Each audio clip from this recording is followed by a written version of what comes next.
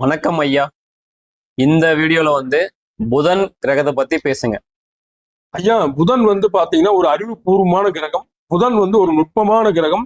புதனை நம்ம கஸ் பண்றதுங்கிறது ரொம்ப ரொம்ப ரொம்ப கஷ்டமான ஒரு விஷயம். புதன் சுபரோடு சேர்ந்தால் சுபராகவும், பாவரோடு சேர்ந்தால் பாவராகவும் செயல்படுவது.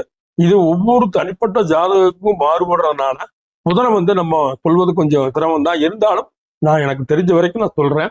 புதன் பாத்தீங்கன்னா கன்னியா லக்னத்திற்கும் மிதுன லக்னத்திற்கும் லக்னாதிபதி ஆவார்.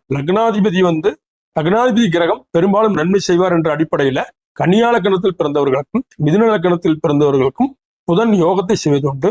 புதனின் நண்பரான சனியின் லக்னங்களான மகரம் கும்பம் போன்ற லக்னங்களில் பிறந்தவர்களுக்கும் புதன் திசை யோகத்தை தருகிறது.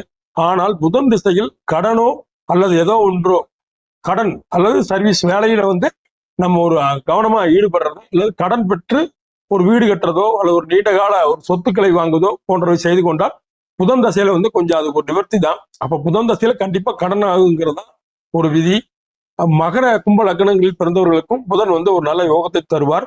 புதன் பாவரோடு சேரக்கூடாது என்னைக்குமே ஜாதகத்துல. புதன் சுபரோடு இருந்து சுபராகவே மாறி சுபபலன்களை செய்வார்.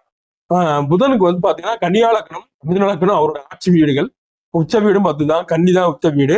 இந்த லக்னங்களில் பிறந்தவர்களும் மகர கும்ப லக்னங்களில் பிறந்தவர்களும் ரிஷப துலா லக்னங்களில் பிறந்தவர்கள் மரகத பச்சை மோதிரத்தை மோதிரமாக செய்து கையில் அனுபவித்தால் புதன் தசை ஒரு நல்ல ஒரு பலனை தருவதை நம்ம அனுபவத்தில் பார்க்கிறோம்.